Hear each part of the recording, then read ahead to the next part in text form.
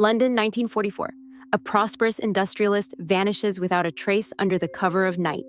His friends claim he hopped a train to Brighton.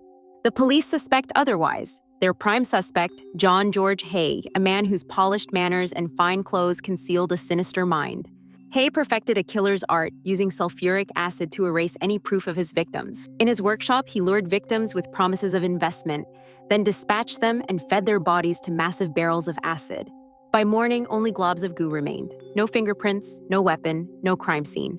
But when one wealthy heiress fails to return home, detectives dig deeper. What they discover shatters every assumption and plunges Britain into horror. To be continued. Police entered John George Hay's workshop, expecting to find nothing. Hay had bragged he could dissolve every trace of a body in acid. But inside, rows of metal drums held a murky, foul-smelling liquid. At first glance, they appeared empty. Carefully, investigators drained one barrel. Out came tiny remains acid couldn't destroy. Bone fragments, human teeth, flecks of fatty tissue. Forensic experts realized his method was flawed. No acid wipes away everything. Evidence piled up piece by piece. Then officers uncovered hidden mementos, rings, watches, a torn photograph from missing people.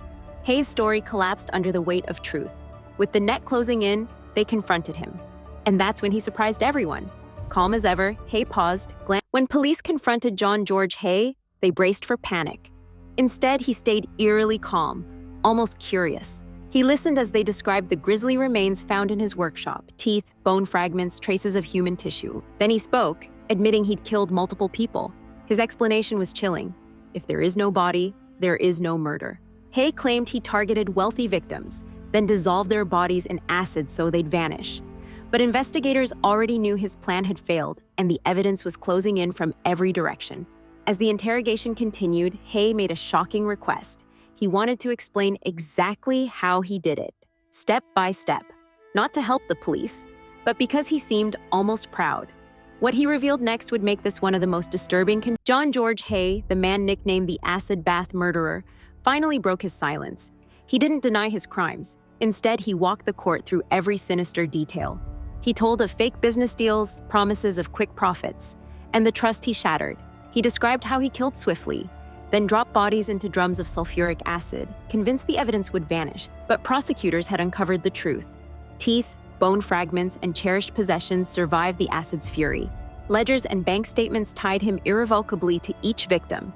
The courtroom went quiet as the proof stacked up. Hay insisted no corpse meant no conviction. The jury disagreed. Guilty of murder and sentenced to death, he realized too late. You can't dissolve the past, only delay justice.